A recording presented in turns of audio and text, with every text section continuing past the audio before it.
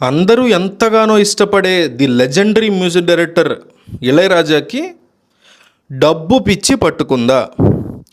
చాలామంది అడుగుతున్నటువంటి ప్రశ్న ఇది. ఇళయరాజా అసలు ఆ వ్యక్తి మ్యూజిక్ యొక్క గొప్పతనాన్ని వర్ణించడానికి అసలు మాటలనే మనకు సరిపోవు. నేను ఇప్పుడు ఈ వీడియో చేయడానికి ముందు కూడా నేను ఒక బృందావనం సాంగ్ వింటున్నా, పాత ఘర్షణ సినిమాలో. అది పాజ్ చేసి ఈ వీడియో స్టార్ట్ చేశాను. నేను జస్ట్ ఒక 30-40 సెకండ్స్ బ్యాక్ కూడా పాట వింటున్నా. ఆయన మ్యూజిక్కి మించింది ఈ ప్రపంచంలో ఇంకొకటి ఉందని నేనైతే నమ్మను. రెహమాన్ నాకు ఎంత ఇష్టమైనా కూడా ఇళయరాజా మ్యూజిక్ని ఎంజాయ్ చేసినట్టు నేను రెహమాన్ మ్యూజిక్ని చేయలేను. అంటే సెకండ్ ప్లేస్లోకి వస్తాడు రెహమాన్ అయినా. ఇంకా వేరే ఎవరినైనా తీసుకోండి. టేలర్ స్విఫ్ట్ అంటే నాకు ఇష్టం, లేకపోతే మైకేల్ జాక్సన్ పాటలు ఇష్టం, ఎంతోమంది ఉండొచ్చు, మణిశర్మ ఇష్టం. బట్ అవన్నీ కాదు. ఇళయరాజా పాటలు ఇచ్చిన ఫీల్ని అసలు దానికి అసలు సాటి అవతల పక్క పోటీకి నిలబడడానికి కూడా ఇంకేది లేదు.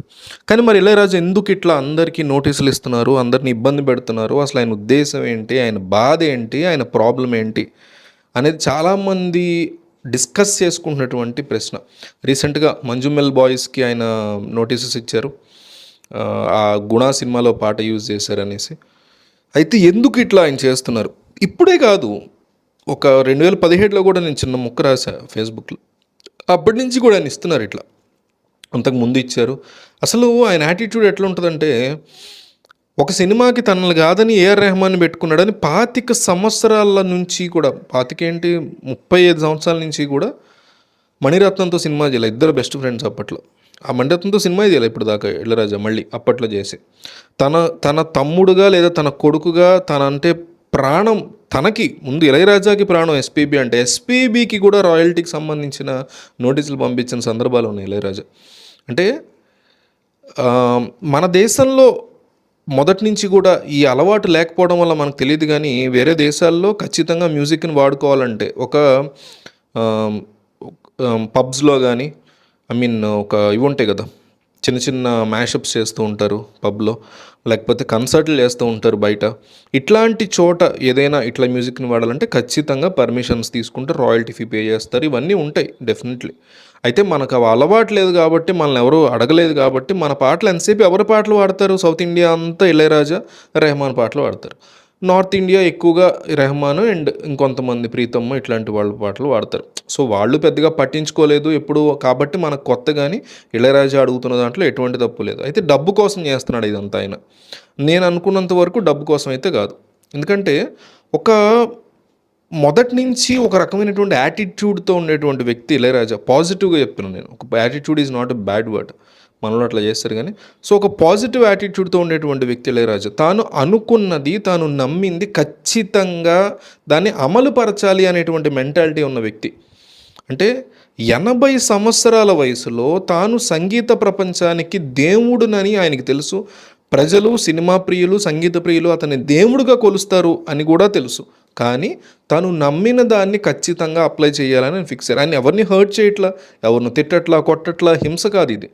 తన హక్కు మ్యూజిక్ అనేది, దాన్ని సాధించుకోవాలి. దానికి సంబంధించిన తనదే కాదు, అంటే he is giving a statement or message.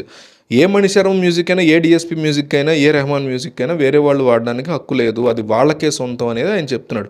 కాదు ప్రొడ్యూసర్ల సొంతం అంటారు కదా అని కాదు, ప్రొడ్యూసర్లతో పాటు మ్యూజిక్ డైరెక్టర్ కూడా హక్కు ఉండేలాగా ఈయన మొదటి నుంచి కూడా ఆ రకమైనటువంటి అగ్రిమెంట్స్ ఈయన రాయించుకుంటూ వచ్చారు. అంటే ఒక కళాకారుడు, ఒక పెయింటింగ్ అనండి, ఒక మ్యూజిక్ అనండి, ఏదైనా ఒక చిన్న షార్ట్ ఫిల్మ్ అనండి, దాన్ని మీరు ఎంతగా ప్రొడ్యూసర్కి అమ్మేసినా ఆ కళని అమ్మలేరుగా, ఆ టాలెంట్ని మీరు అమ్మలేరుగా. సో అల్టిమేట్గా దాని యొక్క హక్కు ఈ వ్యక్తికే ఉంటుంది, కళకు సంబంధించినంత వరకు ఉంటుంది. ఒక మంచి కుమ్మరి కుండ తయారు చేయగలడు, చాలా అద్భుతంగా తయారు చేశాడు. అసలు అల్టిమేట్గా ఉంది ఆ కుండ, మనకు అమ్మేశాడు, అది మనదే. కానీ దాని మీద అతనికి హక్కు ఉండకపోవచ్చు, కానీ దాని యొక్క కంప్లీట్ అథారిటీ, దాని మీద ఆ స్కిల్ మీద ఉండేటువంటి ఆ గ్రిప్ అతనికి మాత్రమే కదా ఉండేది. సో ఆ కొండ ఎక్కడికన్నా ట్రావెల్ చేయొచ్చు, ఏమైనా చేయొచ్చు, కానీ దాని మీద ఉండేటువంటి ఆ ఫీల్ గుడ్ అనండి, ఆ పవర్ అనండి, దాని మీద ఉండేటువంటి ఆ ఎంతూజియాజం ఇవన్నీ కూడా కేవలం ఆ కుమ్మరికి మాత్రమే ఉంటాయి. ఒక స్పెషల్ కుండ గురించి చెప్తున్నాను నేను. అట్లాంటి కొన్ని వందల కుండలను తయారు చేశాడు ఇళయరాజా. సో అందువల్ల ఆయనకి సాంగ్ అంటే హీస్ గివింగ్ ఏ స్టేట్మెంట్ ఇందా చెప్పినట్టు ఒక మ్యూజిక్ డైరెక్టర్కి కంపల్సరీ ఆ రకమైనటువంటి ఫీల్ కానీ ఆ రకమైన ఇంట్రెస్ట్ కానీ ఉండాలి తన పాట పట్ల అనే ఉద్దేశాన్ని ఆయన చాలా డైరెక్ట్గా చెప్తున్నారు ప్రపంచానికి నాకు అనిపించింది. ఎందుకంటే 80 సంవత్సరాల వయసులో యాటిట్యూడ్ మెయింటైన్ చేసి అందరి దగ్గర ఆయన ట్రోల్ చేస్తున్నారు ఈరోజు. వాళ్ళు నేను కూడా ట్రోల్ వీడియో పెట్టా ఇళయరాజా గురించి. సో చేయించుకోవాల్సిన అవసరం ఏముంది? You want to give a statement. అయితే ఇది నా ఉద్దేశం.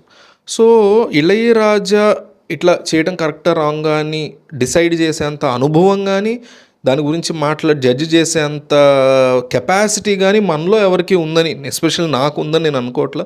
అందుకే దాని గురించి నేను జస్ట్ ఒక ఇన్ఫర్మేషన్ ఇస్తున్నా తప్ప నేను దాని గురించి జడ్జిమెంట్ ఏం పాస్ చేయట్లా. ఇది రాజకీయాలకు సంబంధించింది, ప్రజల జీవితాలకు సంబంధించింది కాదు కాబట్టి దీన్ని మనం చాలా సాఫ్ట్గా డీల్ చేయొచ్చు. అయితే 2017లో ఇదే ఇష్యూ జరిగినప్పుడు ఆయన ఎవరికో ఇట్లాగే నోటీసెస్ ఇచ్చినప్పుడు నేను ఒక చిన్న మ్యాటర్ రాసా, ఒక 2 లైన్స్ మ్యాటర్. అది నేను చదువుతా.